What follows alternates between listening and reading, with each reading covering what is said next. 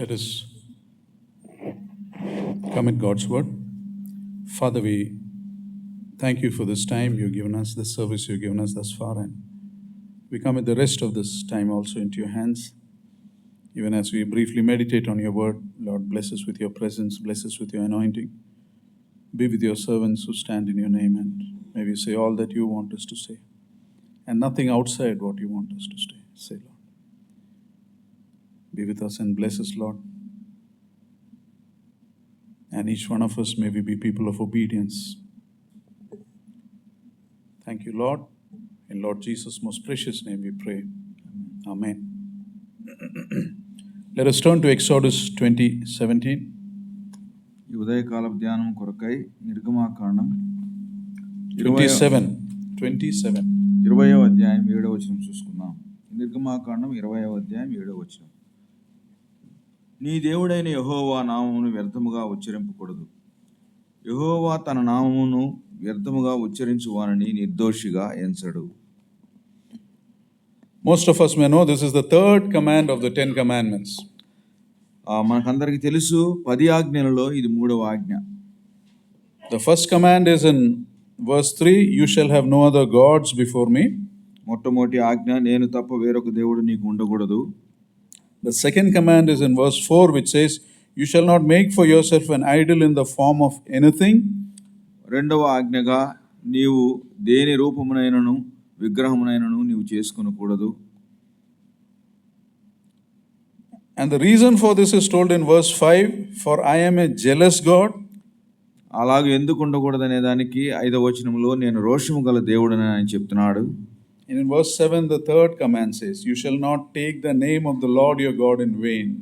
7వ వచనంలో 3వ ఆజ్ఞగా, నీ దేవుడైన యెహోవా నామమును వ్యర్థముగా ఉచ్చరింపకూడదని ఉంది. So what does it mean to take the name of the Lord in vain? కాబట్టి దీని అర్థం ఏమిటి, వ్యర్థముగా ఆయన నామమును ఉచ్చరించొద్దంటే? At some level, the understanding is not simply saying things like, oh my God for everything without even thinking. ఏమాత్రం కూడా ఆలోచించకుండా ఓ దేవా అనేటువంటి అటువంటి పలుకులు పలకకూడదని అనుకుంటారు. But there is something more than this also. దానికంటే కూడా మరి ఎక్కువగా గూఢార్థం ఉన్నది దీంట్లో. To understand what it means to take the name of the Lord in vain, let us look at two things mentioned in this verse. ఈ వచనములో వ్యర్థముగా ఉచ్చరింపకూడదు దేవుడైన యెహోవా నామమును అంటే దానికి ఏమని చెప్పబడిందో 2 సంగతులు చూద్దాం. First is, what is the meaning of the Lord's name? మొట్టమొదటిగా యెహోవా నామము అనే దానికి అర్థం ఏమిటి? Second, what is the meaning of the word vain? Vain. రెండవదిగా వ్యర్థము అనే దాని యొక్క అర్థం ఏంటి? So we'll see this one by one. ఒకటి తర్వాత ఒకటి చూద్దాం. When you think of God's name, what comes to mind? మొట్టమొదటిగా దేవుని నామము అనగానే ఏం గుర్తొస్తుంది మనకి? The first time the Lord God spoke about himself was in Exodus 3:14 when he spoke to his name to Moses. నిర్గమాకాండం 3వ అధ్యాయం 14వ వచనములో మొట్టమొదటిగా దేవుడు మోషేతో మాట్లాడుతున్నప్పుడు ఆయన్ను తన్ను తాను పరిచయం చేసుకున్నాడు. Said, I am who I am. నేను ఉన్నవాడనను వాడను. This is what you have to say to the Israelites. I am has sent me to you. ఇదిగో నేను ఉన్నవాడను అనువాడనై ఉన్నానని మోషేతో చెప్పాను. నీవు ఇశ్రాయేలు దగ్గరికి వెళ్ళినప్పుడు అలాగూ నేను నిన్ను పంపానని కూడా చెప్పమన్నాడు. యెహోవా మీ వద్దకు నన్ను పంపానని నీవు ఇశ్రాయేలుతో చెప్పావు. And the name of this God is Yahweh. ఈ యొక్క యెహోవా దేవుని పేరు యహవే. The verb I am means, when God says I am, it means I have no beginning. ప్రభువారు నేను అనేటువంటి మాట చెప్తున్నప్పుడు ఆయనకు ఆది లేదు. I have no ending. ఆయనకు అంతము లేదు. I don't change and become someone else in future. భవిష్యత్తులో నేను మారి మరొకరిగా అవను. And outside myself, I don't depend on anyone. నా ఎందు తప్పితే నేను మరి బాహ్యంగా కానీ వేరొకరి మీద ఆధారపడవలసిన అవసరం నాకు లేదు. That is the meaning of the name I am who I am. నేను ఉన్నవాడను అనేటువంటి దానికి అర్థము అదే. Therefore, don't take that name in vain. కాబట్టి ఆ నామమును వ్యర్థముగా ఉచ్చరించద్దు. Now, in the Bible, a person's name tells some important things about the person. దేవుని యొక్క వాక్యములో నామము అంటే పేరు అనేది ఆ వ్యక్తి గురించి మరొకటి కూడా చెప్తుంటది. In the Bible, a person's name usually is an expression of that person himself, of the reality of that person. వాక్యములో ఎవరికన్నా ఒక పేరు పెట్టబడింది అని అంటే ఆ వ్యక్తి యొక్క నిజమైనటువంటి ఆ యొక్క స్వభావము ఆ యొక్క పేరులో చిత్రీకరించవచ్చు. For example, Jacob was named supplanter. ఉదాహరణకు యాకోబును మోసగించేటువంటి వానిగా మనం చూడగలం. The mere supplanter means one who tries to find another way, a wrong way of doing things, who tries to illegally do things. దాని అర్థం ఏంటంటే వేరొక విధంగా తాను పొందవలసిన వాటిని పొందుకోవడానికి అడ్డదారులు దొక్కేవాడు. That name was given to him and he grew up like that only. He cheated his father, he cheated his brother. ఆ పేరు అతనికి ఇవ్వబడింది ఎందుకంటే తన స్వభావంలో తన తండ్రిని మోసం చేశాడు, తన అన్నను కూడా మోసం చేశాడు. Then one day he wrestled with God. ఒకానొక దినమందు దేవునితో పెనుగులాడాడు. And that was a day his character changed. He stopped cheating after that day. ఆ దినమందు తన యొక్క స్వభావం మారింది. ఆ తర్వాత ఎన్నడూ కూడా ఎవరిని కూడా మోసం చేసిన వాడు కాదు. And when his character changed, God changed his name also. తన యొక్క జీవితం మార్చినప్పుడు దేవుడు తన పేరును కూడా మార్చాడు. Jacob to Israel. యాకోబును దేవుడు ఇశ్రాయేలుగా మార్చాడు. Similarly, God's name indicates his reality. కాబట్టి దేవుడైన యెహోవా నామము లేదా దేవుని యొక్క నామం అనేది ఆయన ఎవరై ఉన్నారో అది తెలుపబడుతుంది. And many times he is called by that reality also. చాలాసార్లు ఆ వాస్తవాన్ని బట్టి కూడా వారిని పిలుస్తుంటారు. For example, Isaiah 57:15 says, ఉదాహరణకు యెషయా గ్రంథం 57:15 57వ అధ్యాయము 15వ వచనం చూసినట్లయితే Thus says the one who inhabits eternity, whose name is holy. మహాగణుడును మహోన్నతుడును పరిశుద్ధుడును నిత్య నివాసైనను వాడు ఇలాగ సెలవిచ్చున్నాడు, నేను మహోన్నతమైన పరిశుద్ధ స్థలములలో నివసించువాడను. ఎందుకనగా మనకు తెలుసు ఆయన పరిశుద్ధుడై ఉన్నాడు. His name, whose name is holy, is given there?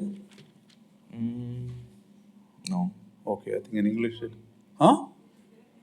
Yeah, it is there and there. So you see, holiness is a description of God's nature. That's his name also. దేవుని యొక్క నామము ఆ పరిశుద్ధుడు అని మనం ఎందుకు అంటామంటే ఆయన యొక్క స్వభావం కూడా పరిశుద్ధమై ఉన్నది కాబట్టి ఆయన పరిశుద్ధుడు.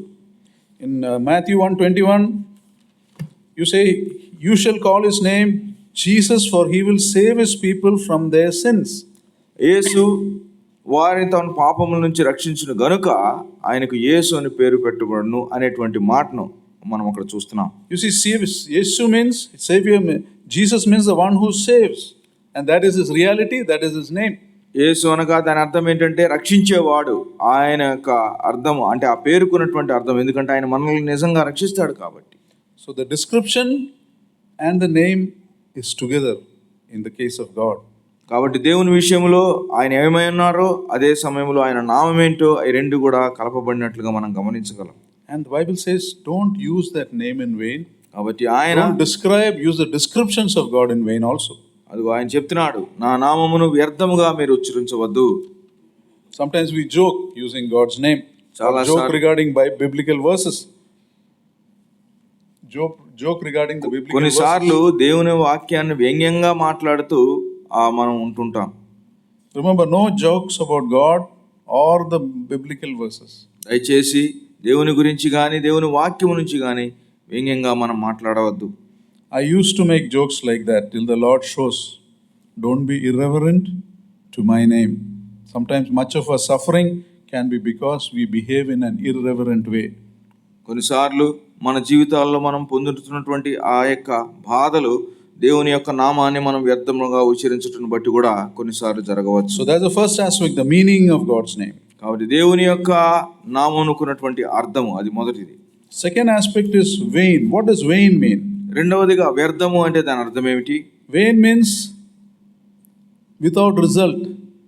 వ్యర్థం అంటే ఏమాత్రం ప్రయోజనం కానిది, దానివల్ల ఏమాత్రం ఫలితం లేనిది. You did something but it was a waste. మనం ఏదైనా కార్యం చేస్తాం, దాని ఫలితం రాదు. To understand the meaning of vain, let us look at some Old Testament passages and New Testament passages. ఈ వ్యర్థం అనేటువంటి దానికి అర్థం తెలుసుకోవడానికి కొన్ని కొత్త నిబంధనలో పాత నిబంధనలో కొన్ని వచనాలు చూద్దాం. Jeremiah 2:30. ఇర్మియా గ్రంథం 2వ అధ్యాయం 30వ వచనం చూసినట్లయితే, In vain have I struck your people, but they took no correction. నేను మీ పిల్లలను హతము చేయట వ్యర్థమే, వారు శిక్షకు లోబడరు. Same thing. శిక్షకు లోబడరు. నాశన వాంఛగల సింహం వలె మీ ఖడ్గము మీ ప్రవక్తలను సంహరించుచున్నది. You see, here the thought is, your children were disciplined, but there is no change in them. ఇక్కడ ప్రభువారు ఏం చెప్తున్నారంటే, మీ పిల్లలు హతము చేయబడుతున్నా కానీ వారిలో ఏమాత్రం కూడా మేలు జరగట్లేదు. They went through the pain of discipline, but it was of no benefit to them. వారు శిక్షకు లోబడినా కానీ వారు శిక్షింపబడినా వారు లోబడట్లేదు.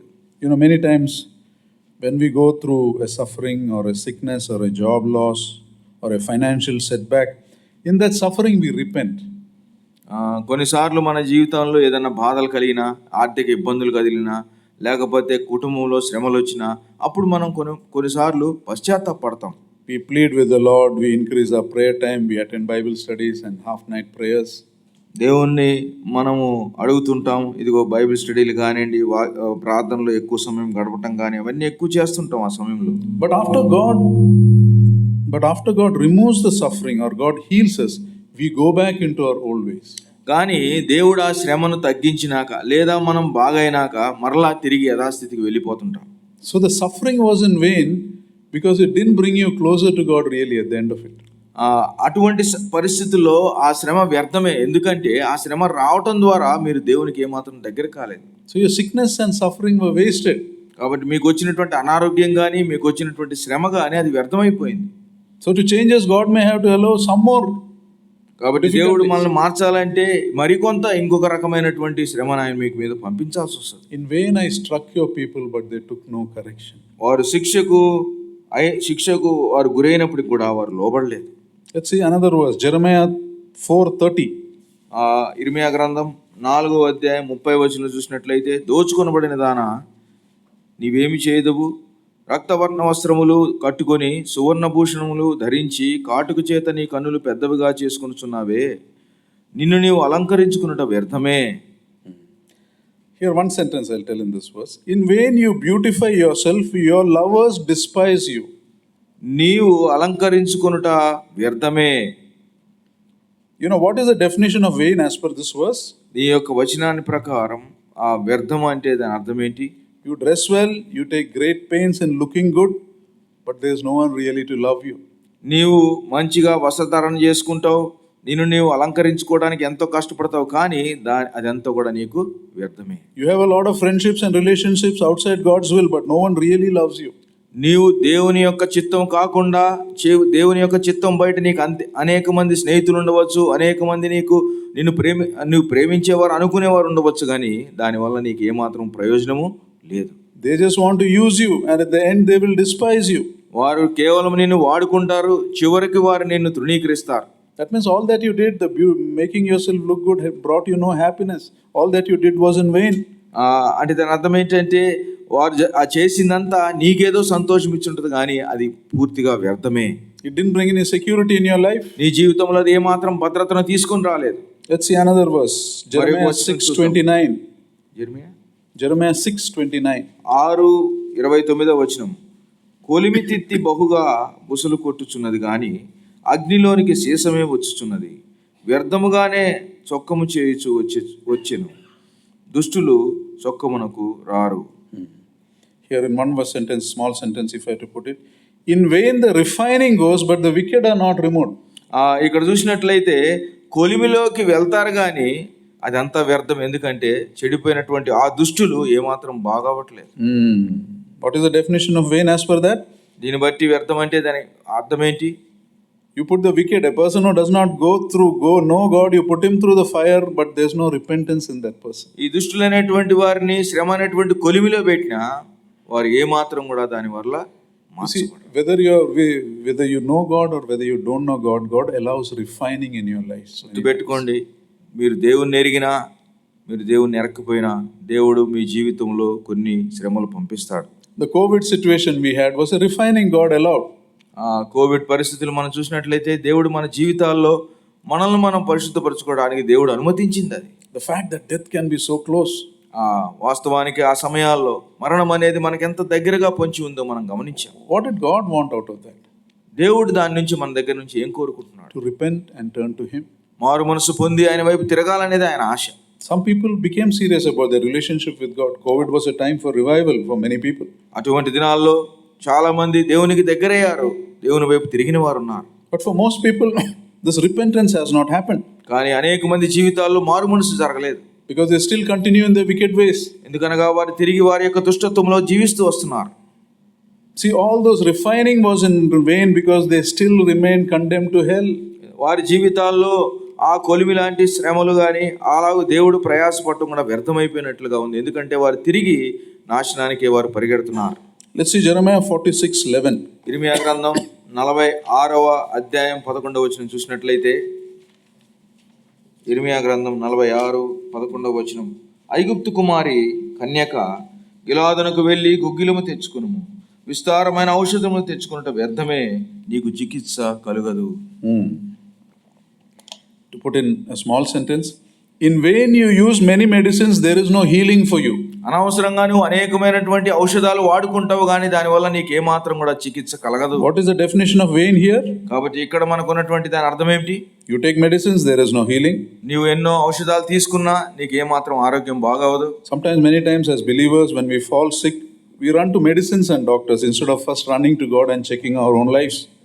చాలాసార్లు విశ్వాసులముగా మనం ఎప్పుడైనా అనారోగ్యానికి గురైనప్పుడు మొట్టమొదటిగా డాక్టర్ల దగ్గరికి పరిగెడతాం, కానీ మనం దేవుని దగ్గరికి వెళ్ళి ఒకసారి పరీక్షించుకుంటే అది ఎంతైనా మంచిది. To see that if there is anything in our lives that the Lord is drawing our attention to, ఇగో ప్రభు మన జీవితంలో ఏదైనా ఆయనకి ఇష్టం కానిది ఉందేమో, దాని విషయమై దేవుడు మన దగ్గరికి పిలుస్తున్నాడేమో మనం చూసుకోవాలి. when you go through a trial or trouble, you must always make that connect. What is the Lord telling me? మనం ఏదన్నా ఒక ప్రయాస గుండా లేదా శ్రమ గుండా వెళ్తున్నప్పుడు మనం ప్రభువుని అడగాల, ప్రభువా నేనేమన్నా నీకు దూరంగా ఉంటున్నానని మనం ప్రశ్నించుకోవాలి. And because we run to medicines and people and not to God first, many times the sickness does not go away, it sticks to us. అనేక సార్లు మొట్టమొదటిగా దేవుని దగ్గరికి కాకుండా ఇలాగ ఔషధాలకు డాక్టర్ల దగ్గరికి వెళ్తుంటాం కాబట్టి ఈ యొక్క అనారోగ్యం అనేది మనల్ని వెంటాడుతూ వస్తుంటుంది. Not against medicines, but go to the Lord first. కాబట్టి ఔషధాలు తీసుకోవటం కాదు కానీ మొట్టమొదటిగా ప్రభు దగ్గరికి వెళ్దాం. And you realize all those medicines and scans and treatments were in vain. ఆ యొక్క మనం ఖర్చు పెట్టేటువంటి ఆ మందులకు కానివ్వండి లేకపోతే స్కాన్లకు కానివ్వండి అవన్నీ కూడా వ్యర్థమే. You see, so we saw different definitions of vain. ఇక్కడ మనము వ్యర్థం అనే దానికి అనేకమైనటువంటి నిర్వచనాలు చూస్తూ వచ్చాం. You disciplined your children, but there is no change in them. మన పిల్లలను క్రమశిక్షణలో పెడతాం కానీ వారిలో మార్పు రాదు. You dress well, you take great pains in looking good, but you went after the wrong relationships and realized nobody really loves you. మంచి దుస్తులు వేసుకుంటాం, అందంగా ఒకవేళ తయారవడానికి ఎంతో సమయాన్ని మనం వెచ్చిస్తుంటాం, కానీ దానివల్ల ఏం ప్రయోజనం లేకుండా పోతుంది. You put the wicked through the refining fire, but there is no change in them. దుష్టులను కొలిమి లాంటి శ్రమల్లో పెట్టినా వారిలో మార్పు రావట్లేదు. You take medicines, there is no healing. ఔషధాలు తీసుకున్నా దానివల్ల మనకి ఏమాత్రం కూడా మేలు కలగట్లేదు. You see, the meaning of vain, wasted. What you did was a waste. నువ్వు చేసిందంతా అది వ్యర్థం, ప్రయోజనం లేదు. It may have been the same if you had not done anything also. నువ్వు ఏమి చేయకుండా ఉన్నా దానివల్ల ప్రయోజనం అంతే ఉండేదేమో. Now we go to some New Testament verses. కొత్త నిబంధనలో దాని గురించి చూద్దాం, వ్యర్థము గురించి ఏంటో. Taking the name of God in vain. దేవుని యొక్క నామాన్ని వ్యర్థముగా ఉచ్చరించడం అంటే ఏమిటి? It's told by the Lord Jesus Christ, quoting Isaiah. This verse that I'm going to read is told by the Lord Jesus Christ, which he is quoting from Isaiah. ప్రభు అయినటువంటి యేసుక్రీస్తు వారి లోకంలో ఉన్నప్పుడు యెషయా ప్రవక్త చెప్పినటువంటి మాటను ఎత్తి చెప్పినటువంటి మాటను మనం చూద్దాం. You see that in Matthew 15:8 and 9. మత్తయి సువార్త 15వ అధ్యాయము 8-9 వచనాల్లో మనం ఆ మాటను చూడగలం. వేషధారులారా, ఈ ప్రజలు తన పెదవులతో నన్ను గణపరచుదురు గాని వారి హృదయం నాకు దూరముగా ఉన్నది.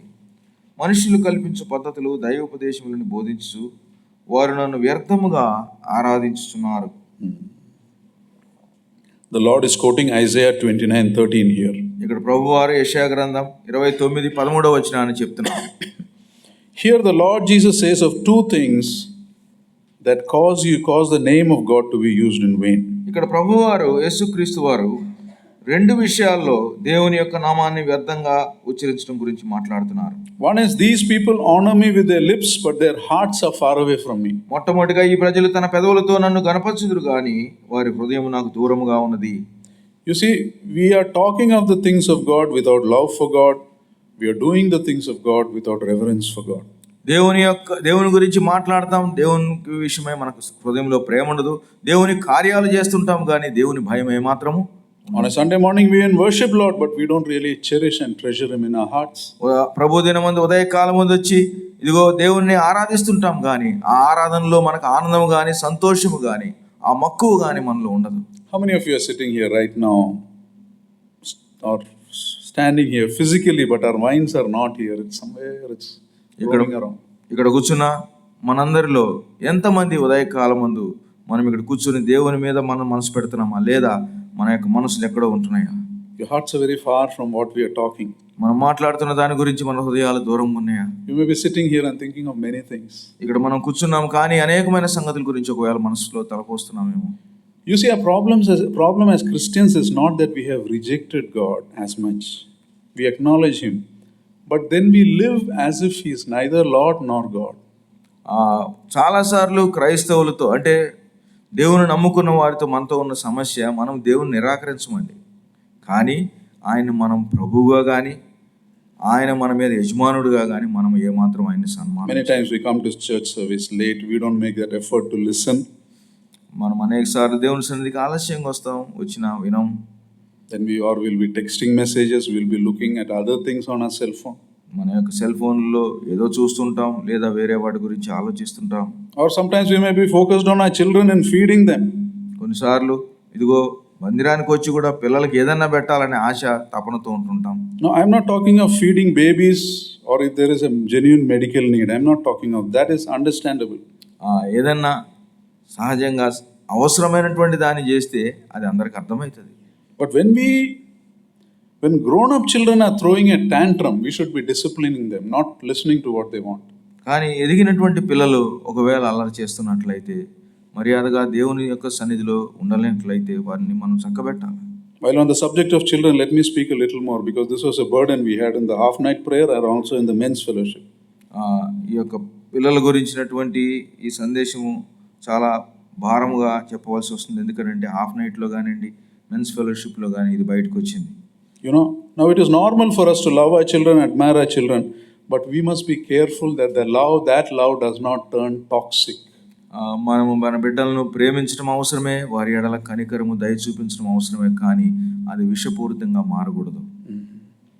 One person was telling about a woman whose love for a 8-year-old girl, her name was Shruti, she just went overboard in her love. ఒక వ్యక్తి చెప్పారు, ఒక తల్లి తన 8 సంవత్సరాల బిడ్డను ఎంతగా ప్రేమించిందంటే చాలా అమితంగా ప్రేమించింది.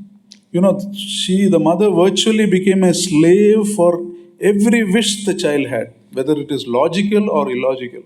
ఆ చిన్న బిడ్డ ఉన్న ప్రతి కోరిక విషయమై తల్లి తీర్చాలని ఎంతగానో ఆ బిడ్డ కొరకై అన్నీ చేసుకుంటూ వచ్చింది. One day the father was in office and his wife calls him and tells, when you come home, bring a chocolate cake because Shruti saw it on the TV and she wants a chocolate cake now. తండ్రి గారు ఆఫీస్లో ఉంటున్నప్పుడు తల్లి phone చేసి చెప్పింది, ఇదిగో శృతి టీవీలో ఇప్పుడు ఒక చాక్లెట్ చూసింది, నువ్వు వచ్చేటప్పుడు ఆఫీస్ నుంచి ఆ చాక్లెట్ని తప్పకుండా శృతి కోసం పట్టుకుంటా. And this was one of many illogical things that parents kept on giving because they had the money. ఇట్లా ఎన్నో అవసరమైన అనవసరమైన ఎన్నో వాటిని ఆ చిన్న బిడ్డ కొరకై వారు ఖర్చు పెడుతూ తీసుకుని వస్తాను. And this is how this toxic love becomes toxic. Shruti became very poor in her studies. She was zero in extracurricular activities. She does nothing but watching the screen all day long. ఈ శృతి ఇలాంటి జీవితం ద్వారా ఏమాత్రం చదువులో రాణించలేకపోయింది. చదువు కాకుండా ఇతరమైన వాటిలో కూడా పాల్గొనదు. దానివల్ల ఎంతో ఆ బిడ్డ నష్టం చెందుతుంది. If you tell the mother justifies saying she's just a kid. When she grows up, she'll become okay. తల్లితో ఏదైనా చెప్తే ఆ తల్లి అనేది ఆమె చిన్న బిడ్డే కదా, పెరిగినాక తెలుసుకుంటుంది అని చెప్తా వచ్చేది. Does it happen like that? Do they automatically change when they grow up? అట్లా అవుతుందండి ఆటోమేటిక్గా. పిల్లలు పెద్దగా అవగానే మంచిగా అయిపోతారు. You see, fulfilling every wish of the child in the initial days may not appear very wrong, but you must realize it is extremely toxic in the growth of the child. చిన్న బిడ్డలు అడిగిన ప్రతి దాన్ని కూడా ఏమాత్రం కూడా ఆలోచించకుండా వారికి ఇస్తూ వస్తే అది వారి పెద్దవారైనాక అది వారికి చాలా ప్రమాదమే కానీ ఏమాత్రం కూడా మేలు. This toxic love you show poisons the child. The rest of her life it can ruin the child. ఆ యొక్క ప్రేమ మీరు ఎంతో గాఢంగా వారిని అమితంగా ప్రేమించవచ్చు, కానీ అది పెద్దదైనాక విషంగా మారి వారి జీవితాల్లో నష్టం ప్రారంభిస్తుంది. Many girls of marriageable age, they don't know to cook, and that creates a lot of conflict initial days of the marriage. కొత్తగా వివాహమైనటువంటి దినాల్లో చాలా కాలం వంట వండకుండా ఉన్నట్లయితే అది is the same thing. Children, parents don't teach the children to cook. పిల్లలకు ఏమాత్రం కూడా వారు ఆ వంట వండటం నేర్పించరు. And it becomes a big problem in their married life. తర్వాత వారు పెద్దవారై వివాహాలైనప్పుడు అది చాలా ప్రమాదం అవుతుంది. Many young men don't know to wash their undergarments. They have not learned to keep their rooms clean, and this creates a lot of problems to the spouse. అనేక మంది పురుషులు వారి యొక్క వస్త్రాలను ఉతుక్కోవడానికి వారు ఏమాత్రం ముందుకు వెళ్ళరు. తర్వాత వారి బిడ్డల్లో ఇది ప్రభావం చూపిస్తుంది. Whose fault is it? ఎవరిది తప్పు? Primary parents. చివరిగా తల్లిదండ్రులదే. We have to be firm with our children. We have to teach the children to do things. మన యొక్క బిడ్డల విషయంలో మనం గట్టిగా ఉండాలా. వారికి కొన్ని నేర్పించాలనుకున్నప్పుడు తప్పకుండా వారికి నేర్పించవలసిన వారు అనుకుంటున్నాం. And they become obedient very quickly. అప్పుడు వారు వెంటనే వారు విధేయతకు తొందరగా ముందుకొస్తారు. They say in Mongolian children don't cry very much, they say. Mongolia దేశస్తుల పిల్లలు ఎక్కువగా ఏడవరని చెప్తారు. You know, the reason they say is this. ఎందుకనంటే when here a child falls, immediately the parent lifts and kisses and all that kind of thing. No, Mongolian children, when they fall down, parents don't carry them, they don't hug them, they let them like that only. సాధారణంగా పిల్లలు ఎప్పుడన్నా పొరపాటున తడబడి చిన్న పిల్లలు పడిపోయారనుకో, వెంటనే మనం వెళ్తాం, ఎత్తుకుంటాం అని బుజ్జగిస్తాం. కానీ మంగోలియా దేశస్తులు అలాగ పిల్లలు పడినా వారు పట్టించుకోకుండా వారిని గమనిస్తారు. They say something like this: you fell by yourself, don't cry now. వాళ్ళు ఏమని చెప్తారంటే, నీ అంతటి నువ్వే పడ్డావు, ఏడవ మాక.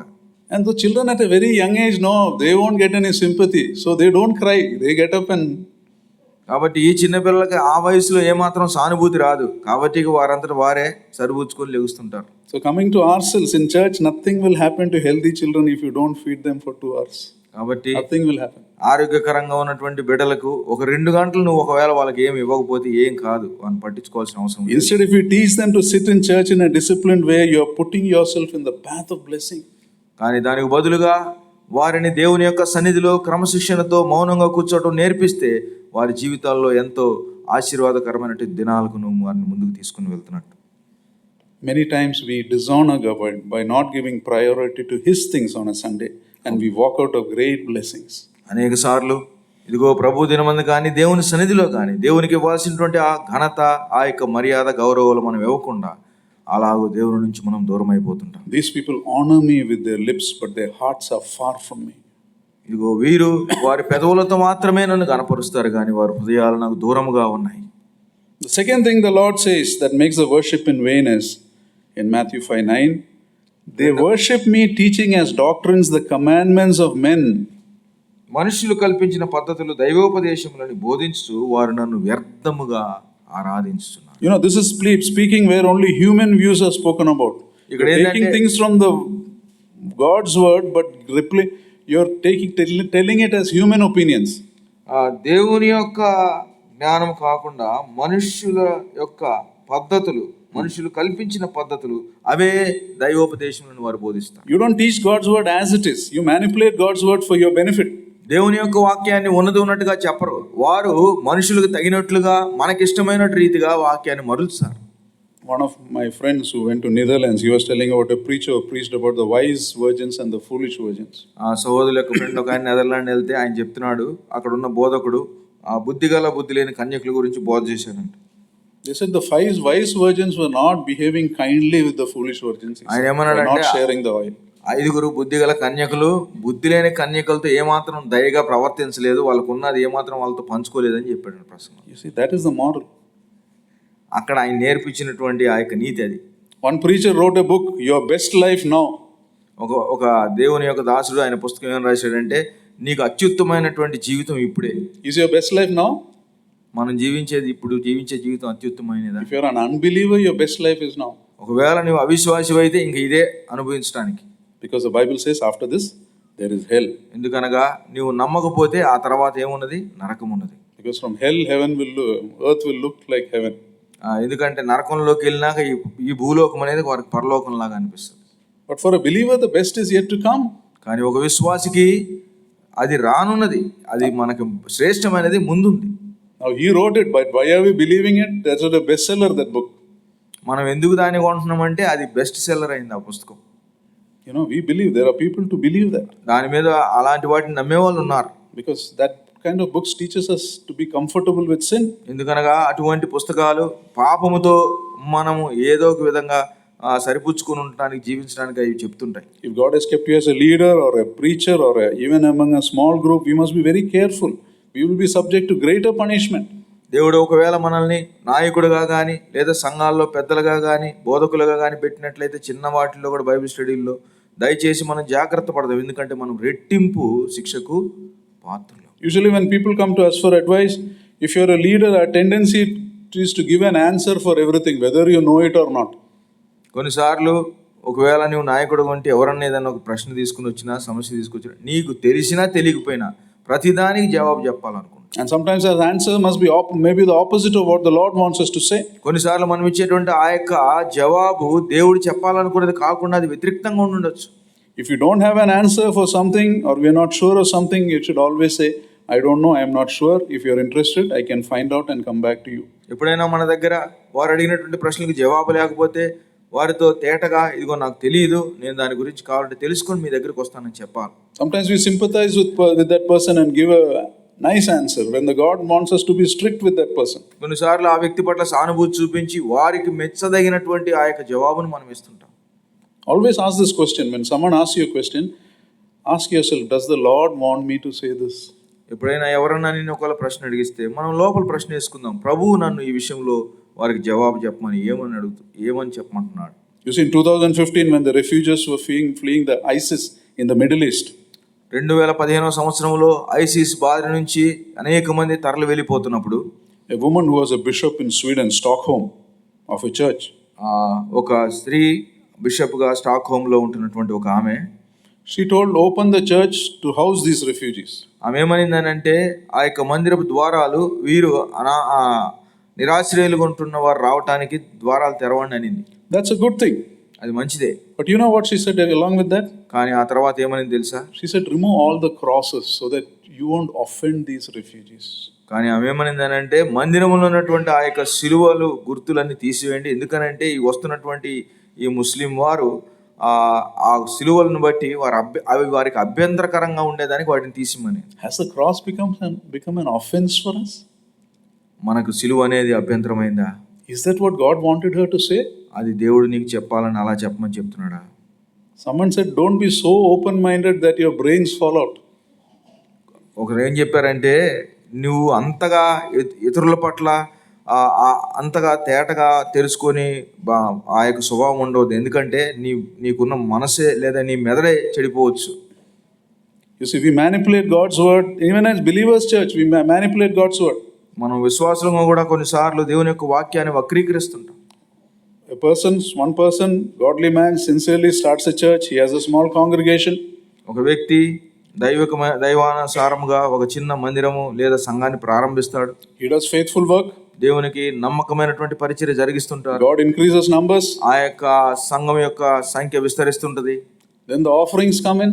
ఎప్పుడైతే ఇంకా అర్పణలు వారు ఇస్తున్నటువంటి ఆ యొక్క అవన్నీ కానుకలు వస్తాయో, till then that person was not very attached to money because there was not much money. But when the offerings comes in, the greed comes in. అప్పటి వరకు అతని దగ్గర ఎక్కువ సొమ్ము లేదు కాబట్టి ఆ ధనం విషయమై ఆశ లేదు. కానీ ఎప్పుడైతే ఆ సంఘంలో ఆ యొక్క కానుకలు వస్తున్నాయో, ఇంకా అప్పుడు ఆయనకు దాని మీద ఆశ పెరుగుతుంది. Then he buys land in his name, builds churches in his name, all properties registered in his name. ఆ తర్వాత భూమి, ఇంకా సంఘానికి అనేకమైనటువంటి ఆస్తులు, వాటన్నిటిని కూడా ఆయన పేరు మీద కొనుక్కోవటం ప్రారంభిస్తాడు. And when he gets old, his time is up, he will give that to his son, whether he is godly or not godly. కొంతకాలం అయినాక ఆయన వయసులో పెద్దవాడైనాక తన కుమారుడు లేదా కుటుంబం వారు దేవుని ఎరిగినా ఎరక్కపోయినా అవన్నిటిని కూడా వారి మీదకి ఇస్తారు. What does God want him to do? దేవుడు ఆయనను ఏం చేయమని అడుగుతున్నాడు? Search for the next godly person as a leader and make him the leader. Give him all these things. ఇదిగో వేరొకరిని దైవత్వంలో నువ్వు పెంచినటువంటి వారిని నువ్వు నాయకులుగా చేసి వారికి వీటన్నిటిని నువ్వు అందించాలి. And by this time you got so attached to the offerings that we even say things like, "This is your mother church. Wherever you are, the offerings must come here." కొంతమంది ఇదిగో ఎట్లా చెప్తారంటే, ఇది నీ తల్లి సంఘము, నువ్వు ఎక్కడికన్నా వెళ్ళు కానీ నీ యొక్క దశమ భాగం మాత్రం ఇక్కడికే రావాలని Or చెప్తారు. this is the church you were baptized in. Wherever you are, your offering should come here. ఇక్కడ నువ్వు బాప్తిసం తీసుకున్నావు కాబట్టి నువ్వు ప్రపంచంలో ఎక్కడున్నా కానీ నీ యొక్క దశమ భాగం మాత్రం ఈ సంఘానికి రావాలని చెప్తారు. Is that what God wants him to say? అది దేవుడు చెప్పాడా దేవుని యొక్క వాక్యంలో? These are things the Bible says he made up in his greed.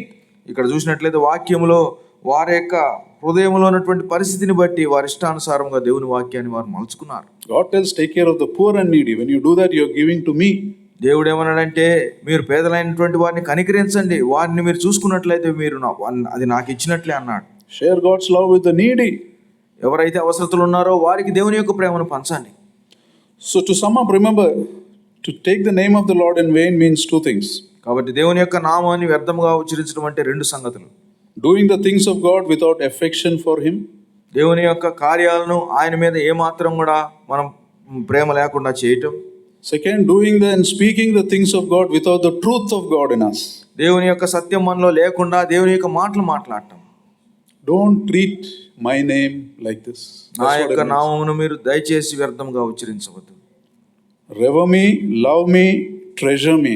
This is the name that saved your soul.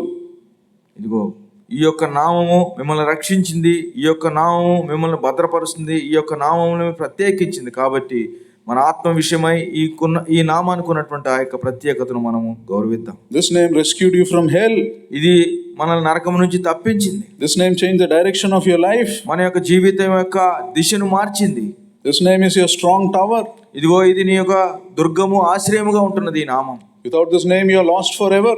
ఈ యొక్క నామమే లేకపోతే మనము నిరంతరము కూడా మనం నశించిపోయినటువంటి వారు. So don't take this name in vain. కాబట్టి దయచేసి ఈ నామాన్ని మనం వ్యర్థంగా ఉచ్చరించొద్దు. Don't speak of this name with your own ideas. నీ యొక్క సొంత ఆలోచన చేత ఈ నామాన్ని దయచేసి మాట్లాడవద్దు. In the early church, the first century church, మొట్టమొదటి దశాబ్దంలో ఉన్నటువంటి ఆ యొక్క దేవుని సంఘాన్ని చూసినట్లయితే, this name Lord was so revered that Christians used to call nobody by that name except Lord Jesus. దేవుని యొక్క నామాన్ని వారు ఎంతగా గౌరవించారంటే, యేసు ప్రభు వారిని ఎరిగిన వారు తప్పితే ఆ నామాన్ని ఎవరు కూడా ఉచ్చరించలేదు. And that brought them in direct confrontation with the Roman authorities. అలాగూ వారు చేయటం ద్వారా రోమా అధికారులతో వారికి ఎంతో పోరాటం ఏర్పడింది. Because once a year a statue of the Roman emperor was kept in a prominent place in that town or ఎందుకనగా సంవత్సరానికి ఒకసారి ఆ రోమా చక్రవర్తి యొక్క విగ్రహాన్ని ఉన్నతమైనటువంటి స్థలంలో వారు పెడతారు.